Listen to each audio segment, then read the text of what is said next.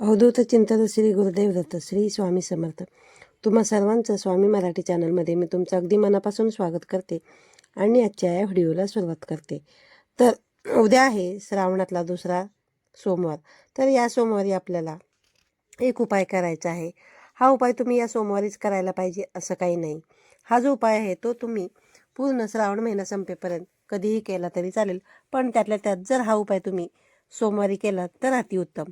तर 5 ऑगस्ट 2024 पासून पवित्र अशा श्रावण महिन्याची सुरुवात झालेली आहे आणि याची समाप्ती 3 सप्टेंबरला होणार आहे. श्रावण महिना हा अत्यंत शुभ आणि महत्त्वाचा मानला जातो.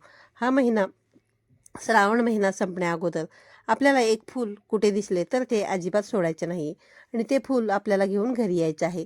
तुम्हाला जर श्रावण महिन्यामध्ये संपण्या अगोदर हे एक फूल भेटलं तर तुमच्या सर्व इच्छा ज्या आहेत ना, त्या सर्व इच्छा तुमच्या 100% पूर्ण होतीलच.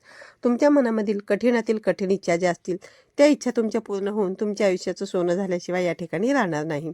आणि आपल्या घरामध्ये पैशांसंबंधी धनसंपत्ती ज्या काही अडचणी असतील त्या अडचणीसुद्धा कमी व्हायला सुरुवात होईल. तर हा आहे एका फुलाचा उपाय आपल्याला या श्रावण महिन्यामध्ये करायचा आहे. हा उपाय कसा करायचा, हे फूल कोणतं आहे याबद्दलची संपूर्ण माहिती मी तुम्हाला आजच्या या व्हिडिओमध्ये शेअर करणार आहे. तुम्ही जर चॅनलवरती नवीन असाल तर चॅनलला सबस्क्राईब करा. त्याचबरोबर बेल आयकॉनसुद्धा प्रेस करा, जेणेकरून यापुढे जे काही माझे नवनवीन व्हिडिओ येतील तो व्हिडिओ तुमचा एकही मिस होणार नाही आणि सर्वात अगोदर नोटिफिकेशन तुम्हाला मिळेल. तर आता हा जो उपाय सांगणार आहे हा उपाय आपल्याला श्रावण महिन्यामध्ये करायचा आहे. तुम्ही कोणत्याही दिवशी हा उपाय करू शकता. जसं मी तुम्हाला व्हिडिओच्या सुरुवातीला सांगितलं तर तसं तुम्हाला जर शक्य असेल तर हा उपाय तुम्ही सोमवारच्या दिवशी करण्याचा जास्तीत जास्त प्रयत्न करा. कारण श्रावण महिन्यातील सोमवारला विशेष असे महत्त्व प्राप्त आहे. या दिवशी शिवतत्व जे आहेत ना ते खूप जास्त प्रमाणामध्ये जागृत असतात आणि जर आपण या दिवशी असे प्रभावी उपाय केले तर महादेवांच्या कृपेने आपल्याला प्रत्येक उपायाचे शीघ्र फळ जे आहे ते प्राप्त होत असतं. आणि म्हणूनच तुम्हाला जर शक्य असेल तर सोमवारच्या दिवशी तुम्ही हा उपाय अवश्य करा. जर तुम्हाला सोमवारी हा उपाय करणं शक्य नसेल तर तुम्ही श्रावण महिन्यातील कोणत्याही दिवशी हा उपाय जरी केला ना तरी सुद्धा चालेल. तर तो उपाय आपल्याला का करायचा आहे तर तो बघू आपण पाहूया. आपल्या घरामध्ये पहा, सतत आर्थिक अडचणी येत असतील, नेहमी पैशांची चणचण भासत असेल, आपण जे काही कष्ट करतो ना त्या कष्टाला जर नशिबाची साथ मिळत नसेल, आपल्याकडे जो पैसा येतो ना तो पैसा आपल्याकडे टिकत नसेल, कोणत्या ना कोणत्या कारणामधून आलेला पैसा जो आहे ना तो घराबाहेर जातो, खर्च होतो, जेणेकरून आपल्या घरामधली जी लक्ष्मी आहे ती लक्ष्मी स्थिर करण्यासाठी आपल्याला हा जो उपाय आहे ना तो उपाय करायचा आहे. हा उपाय आपण श्रावण महिन्यामध्ये केला तर आपल्या घरामध्ये कधीही धनधान्याची कमतरता भासणार नाही. आपल्या घराची आर्थिक स्थिती जी आहे ती मजबूत राहण्यास मदत होईल. त्यासोबतच आपल्या घरामध्ये पैसा येण्याचे अनेक मार्ग देखील मोकळे होतील आणि यामुळे काय होईल की आपल्या घरामधील गरिबी, दारिद्र्य जी काही आहे ही संपूर्णपणे नष्ट होऊन आपल्या ज्या काही करोडपती होण्याच्या इच्छा आहेत त्या इच्छा नक्कीच पूर्ण होतील आणि आपल्या आयुष्यामध्ये सोन्यासारखे दिवस जे आहेत ना ते यायला सुरुवात होईल. त्याचबरोबर बघा, जर तुमच्यावरती एखादं कर्ज झालेलं असेल, घराचे हप्ते असतील किंवा कुठलेही हप्ते असतील किंवा कुठलंही कर्ज असेल, त्या कर्जापासून जर तुम्हाला मुक्ती होण्यासाठी सुद्धा तुम्ही हा जो उपाय आहे ना तो उपाय तुम्ही नक्कीच करू शकता.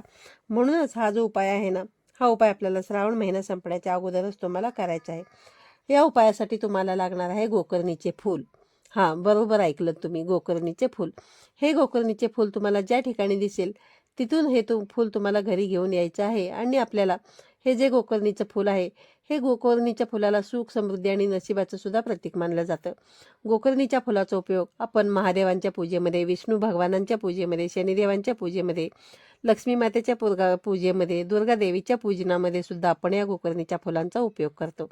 गोकर्णीच्या फुलाचे अनेक फायदे आहेत आणि आपल्याला शास्त्रामध्ये सुद्धा या गोकर्णीच्या फुलाबद्दल भरपूर असे फायदे सांगितलेले आहेत. आपल्या घरामध्ये जर गोकर्णीचं झाड लावलं असेल तर त्याच्यामध्ये काय होईल, ती सकारात्मक ऊर्जा निर्माण होईल आणि गोकर्णीमुळे आपल्या घरामधली जी लक्ष्मी आहे ती लक्ष्मी माता आकर्षित होते आणि लक्ष्मी माता आकर्षित होते म्हणजेच काय तर नेहमी आपलं घर जे आहे ते प्रसन्न राहते. यामुळे आपल्या घरामधील सुख, समृद्धी नांदत असते. धर्मग्रंथानुसार या गोकर्णीच्या फुलाला अपराजिता, विष्णुप्रिया, विष्णुकांता इत्यादी अनेक नावाने सुद्धा ओळखलं जातं. गोकर्णी जे आहे ना ते देवी लक्ष्मी संबंधित आहे. त्यामुळे गोकर्णीचे फूल हे जे घरात लावणे आर्थिक समृद्धीचे प्रतीक मानले जाते. जर आपल्या घरातली आर्थिक परिस्थिती व्यवस्थित राहावी असं वाटत असेल तर हे गोकर्णीचे फूल जे आहे ना ते अतिशय पूजनीय आणि शुभ आहे. तिच्या प्रभावामुळे आपल्या घरामधील सुख, शांतीचे वातावरण निर्माण राहते. भगवान विष्णूंची, महादेवांची कृपा आपल्यावरती राहते. त्याचबरोबर माता लक्ष्मी गोकर्णीसोबत राहते आणि त्यामुळे आपले जीवन जे आहे ना ते आनंदी राहतं. आणि हे फूल आता लक्ष्मी आणि भगवान कुबेरांना सुद्धा आपण प्रसन्न करण्यासाठी करू शकतो. त्यामुळे आपल्या कुटुंबाची आर्थिक स्थिती जी आहे ती मजबूत व्हायला नक्कीच सुरुवात होईल. आणि म्हणूनच जर श्रावण महिन्यामध्ये ज्या ठिकाणी तुम्हाला हे गोकर्णीचं फूल दिसेल त्या फुलामधून तुम्हाला एक निळ्या रंगाचं गोकर्णीचं फुल हे घेऊन यायचं आहे. या फुलामध्ये बरेचसे प्रकार आहेत, बरेचसे कलर आहेत. या फुलामध्ये पांढरा, निळा, गुलाबी असे अनेक वेगवेगळे विविध रंगछटांचे तुम्हाला फुलं हे जे आहेत ते पाहायला मिळतील. पण या उपायासाठी आपल्याला लागणार आहे ते म्हणजे निळ्या रंगाचं गोकर्णीचं फुलच या ठिकाणी घ्यायचं आहे. आपल्याला हे जे फुल आहे ते सोमवारच्या दिवशी किंवा इतर कोणत्याही दिवशी घेऊन जे आहे ते आपल्या घरी यायचं आहे. आणि हे फूल घेऊन आल्यानंतर तुम्हाला काय करायचं आहे की एका तांब्या किंवा कलश घ्यायचा आहे आणि त्यामध्ये तुम्हाला स्वच्छ पाणी भरायचं आहे. त्यामध्ये तुम्हाला 21 काळे तीळ जे आहेत ते 21 काळे तीळ या पाण्यामध्ये तुम्हाला टाकायचे आहेत. त्याचबरोबर यामध्ये थोडंसं तुम्हाला कच्चं दूध, ज्याला आपण निरसं दूध जे म्हणतो, जे आपण महादेवांचा अभिषेक करण्यासाठी वापरतो, ते या ठिकाणी तुम्हाला वापरायचे. या ठिकाणी तुम्हाला पाकिटचं दूध अजिबात वापरायचं नाही. ते तुम्हाला या पाण्यामध्ये टाकायचं आहे.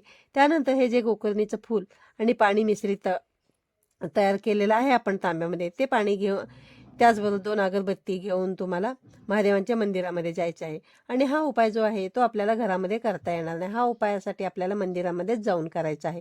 कारण घरापेक्षा, जसं मी तुम्हाला मागच्या व्हिडिओमध्ये सांगितलं किंवा जेणेकरून मी प्रत्येक व्हिडिओमध्ये तुम्हाला हेच सांगत असते की आपल्या घरापेक्षा मंदिराचं जे पावित्र्य आहे ना ते अधिक असतं. आणि मंदिरामध्ये ज्या सकारात्मक लहरी असतात त्या भरपूर प्रमाणामध्ये सक्रिय असतात आणि त्यामुळे तिथलं वातावरण सुद्धा प्रसन्न असतं. आणि आपल्या ह्या काही जे प्रभावी उपाय आपण करत असतो त्या उपायाची निश्चित फलप्राप्ती आपल्याला मंदिरामध्ये केल्यामुळे लवकरात लवकर होत असते. सर्वप्रथम तुम्ही मंदिरामध्ये गेल्यानंतर त्या ठिकाणी तुम्हाला अगरबत्ती लावायची आहे, धूप लावायचं आहे. त्यानंतर तुम्ही या ठिकाणी दिवासुद्धा प्रज्वलित करू शकता. त्यानंतर हे जे जेल नेलेलं आहे आपण, हे जेल जे आहे ते तुम्हाला शिवलिंगावरती अर्पण करायचं आहे. त्यानंतर तिथे तुम्हाला जे आपण निळ्या रंगाचं गोकर्णीचं फूल सोबत घेतलेलं आहे ते शिवलिंगावरती अर्पण करायचं आहे. हे फूल अर्पण करायचं असताना थोड्याशा पाण्याने त्याला ओलं करायचं आहे. त्यानंतर शिवलिंगावरती हे फूल जे आहे ते तुम्हाला अर्पण करायचं आहे. आणि जर तुम्हाला शक्य झालं तर या ठिकाणी तुम्ही 108 वेळा महामृत्युंजय मंत्राचा जप या ठिकाणी करायचा आहे. आणि जर तुम्हाला 108 वेळा करणं शक्य नसेल तर या ठिकाणी तुम्ही कमीत कमी 16 वेळा तरी महामृत्युंजय मंत्राचा या ठिकाणी जप करायचा आहे. महामृत्युंजय मंत्र हा प्रत्येकाला माहीतच आहे आणि जर कोणाला माहिती नसेल तर तो मी या ठिकाणी तुम्हाला डिस्क्रिप्शनमध्ये सुद्धा देईल. तर हा जो मंत्र आहे तो असा आहे की ओम त्र्यंबकम यजामहे सुगंधिम पुष्टिवर्धनम उर्वारुकुमविबंधनान मृत्योर्मुक्षीयमामृतात. मंत्र बघा, परत एकदा ऐका. ओम त्र्यंबकम यजामहे सुगंधिम पुष्टिवर्धनम उर्वारुक्मविबंधनान मृत्योर्मुक्षीयमामृतात. हा जो महामृत्युंजय मंत्र आहे तो तुम्ही या ठिकाणी वाचू शकता. आणि जर तुम्हाला वाचायला येत नसेल तर तुम्ही मोबाईलवरती लावून जरी ऐकलं तरी सुद्धा चालेल. पण हा जो मंत्र आहे तो तुम्हाला या ठिकाणी जास्तीत जास्त 108 वेळा आणि कमीत कमी तुम्हाला 16 वेळा तरी हा जो मंत्र आहे तो तुम्हाला म्हणायचा आहे. त्यानंतर तुम्हाला तुमचे दोन्ही हात जोडून भगवान शिवशंकरांना, महादेवांना प्रार्थना करायची आहे. आणि त्यांना तुमच्या ज्या काही अडचणी असतील, तुमच्या ज्या काही समस्या असतील, तुमची जी काही आर्थिक स्थिती असेल आणि ज्या तुम्ही इच्छापूर्तीसाठी हा उपाय करत आहात ती इच्छा जी आहे ती तुम्हाला महादेवांसमोर दोन्ही हात जोडून सांगायची आहे. आणि तुमची मनोकामना पूर्ण व्हावी अशी लवकरात लवकर पूर्ण करा असं तुम्हाला महादेवाला मनापासून प्रार्थना करायची आहे. त्यानंतर ते फूल तुम्ही जे अर्पण केलेलं फूल आहे ते फूल तुम्ही पुन्हा शिवलिंगावरून उचलून घ्यायचं आहे आणि येताना ते आपल्याला सोबत घरी आणायचं आहे. घरी आणल्यानंतर आपल्या घरामध्ये ज्या ठिकाणी आपली तिजोरी असते, ज्या ठिकाणी आपण धन, संपत्ती, पैसा, दागिने वगैरे ठेवतो त्या ठिकाणी आपल्याला हे फूल जे आहे ते ठेवायचं आहे. कारण हे फूल जे आहे ना ते आपण जे काय मंत्रोच्चार केलेले आहेत त्या मंत्रोच्चाराने हे फूल जे आहे ते अभिमंत्रित झालेलं आहे आणि यामध्ये लक्ष्मी मातेला आकर्षित करण्याची शक्ती असते. हे फूल जर आपण आपल्या पैशांच्या तिजोरीमध्ये ठेवलं तर आपल्या घराकडे लक्ष्मी माता जी आहे ना ती स्वतःहून आपल्या घरामध्ये नेहमी प्रसन्न राहील आणि आपल्या घराकडे आकर्षित होईल. प्रत्येक कामामध्ये आपल्याला यश मिळते, पैशासंबंधी सर्व अडचणी या नष्ट होतात. असा हा एक उपाय जो आहे तो तुम्हाला श्रावण महिन्यामध्ये जसं मी तुम्हाला व्हिडिओमध्ये सांगितलं त्याप्रमाणे करायचा आहे.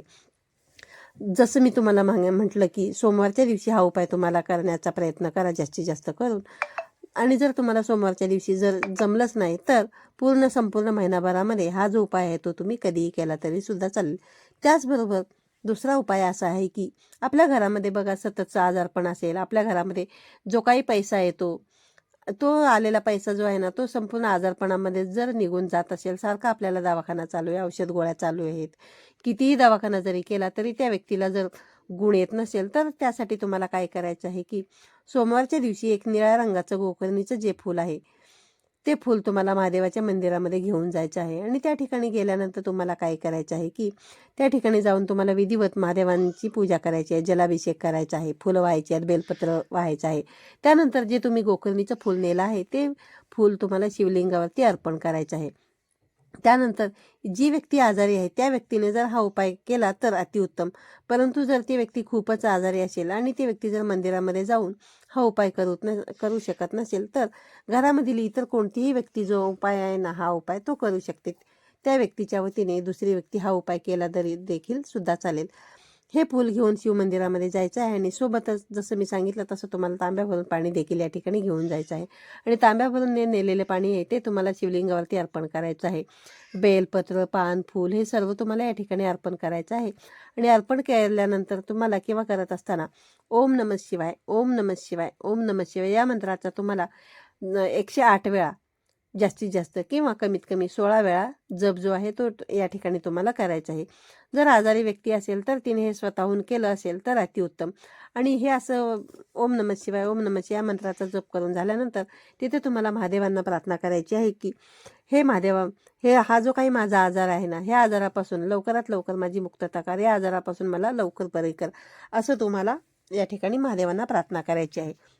आणि जर आजारी व्यक्तीच्या वतीने दुसरी घरातली कुठली व्यक्ती करत असेल तर त्या व्यक्तीने त्या व्यक्तीचं नाव घ्यायचं आहे आणि तो व्यक्ती आजारामधून लवकरात लवकर बरा व्हावा म्हणून तुम्हाला महादेवांसमोर तुमची मनातली इच्छा जी आहे ती व्यक्त करायची आहे.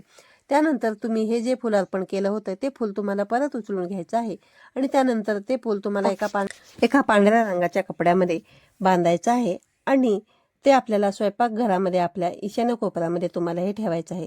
जर तुम्हाला पांढरा कपडा किंवा पांढऱ्या रंगाची पोटली जरी मिळाली त्यामध्ये सुद्धा तुम्ही हे ठेवून दिलात तरी सुद्धा चालेल. आपल्या घरामध्ये बघा ईशान्य कोपऱ्यामध्ये हे तुम्हाला ठेवायचं आहे. आपल्या घरामध्ये एक सकारात्मकतेचं वातावरण निर्माण होईल आणि जे काही आपल्या घरामधील आजारपण आहेत त्या आजारपण, जे काही बिमारी वगैरे असेल, जे काही आजारपण आहेत ते संपूर्णपणे नष्ट होईल आणि आपल्या कुटुंबाची भरभरून प्रगती देखील होईल. तर पुढचा जो उपाय आहे तो तुम्हाला ज्या मुलामुलींचे विवाह जमत नसतील त्यांच्यासाठी करायचा आहे. बघा एखादा मुलगा आहे किंवा मुलगी आहे जिचा विवाह आहे पण तो विवाहयोग्य झालेले आहे परंतु तिचे विवाह होत नाहीत. भरपूर प्रयत्न करतात. किती जरी तुम्ही प्रयत्न केले तरीसुद्धा जर समजा तुम्हाला मनासारखं स्थळ येत नसेल आणि तुमचे विवाह योग जुळून येत नसतील तर त्यासाठी कुठलंही एखादं महत्त्वाचं तुमचं जे काम आहे ते काम तुम्हाला पूर्ण होत नाही, त्या कामामध्ये आहे ना सततच्या तुम्हाला नेहमी अडचणी येत राहतात आणि ते तुमचं काम पूर्ण होण्यासाठी तुम्ही हा जो उपाय आहे ना तो उपाय तुम्ही करू शकता. या उपायासाठी सुद्धा तुम्हाला एक गोकर्णीचं निळ्या रंगाचं फुलच घ्यायचं आहे आणि त्याच्यावरती तुम्हाला थोडंसं मीठ जे आहे ना ते मीठ टाकायचं आहे. आणि ज्या व्यक्तीसाठी तुम्ही हा जो उपाय करणार आहात ना त्या व्यक्तीवरून तुम्हाला घड्याळाचा काटा ज्याप्रमाणे फिरतो ना त्या पद्धतीने तुम्हाला 7 वेळा हे फूल जे आहे ते उतरवून घ्यायचं आहे आणि ते फूल तुम्हाला वाहत्या पाण्यामध्ये प्रवाहित करायचं आहे. असे केल्यामुळे तुमची जी काही अडलेली कामं आहेत ना ती पूर्ण कामे मार्गी लागतील आणि लवकरात लवकर विवाह योग वगैरे असतील तर ते जुळून येतील. या पद्धतीने आपल्याला गोकर्णीच्या फुलाचे आजच्या व्हिडिओमध्ये सांगितलेले 3 उपाय आहेत. तर तुम्हाला जितके उपाय शक्य होतील तुम्ही तुमच्या अडीअडचणीनुसार उपाय करण्याचा प्रयत्न करा. आजच्या व्हिडिओमध्ये सांगितलेले उपाय तुम्हाला आवडले असल्यास व्हिडिओला लाईक करा, शेअर करा. चॅनलवरती नवीन असाल तर चॅनलला सबस्क्राईब करा. त्याचबरोबर बेल आयकॉनसुद्धा प्रेस करा जेणेकरून यापुढे येणारे जे काही नवनवीन व्हिडिओ आहेत त्याचे सर्वात अगोदर नोटिफिकेशन तुम्हाला येईल आणि तुमचा एकही व्हिडिओ मिस होणार नाही. पुन्हा भेटूया अशाच एका नवीन आणि माहितीपूर्ण व्हिडिओमध्ये. तोपर्यंत सर्वांना श्री स्वामी समर्थ.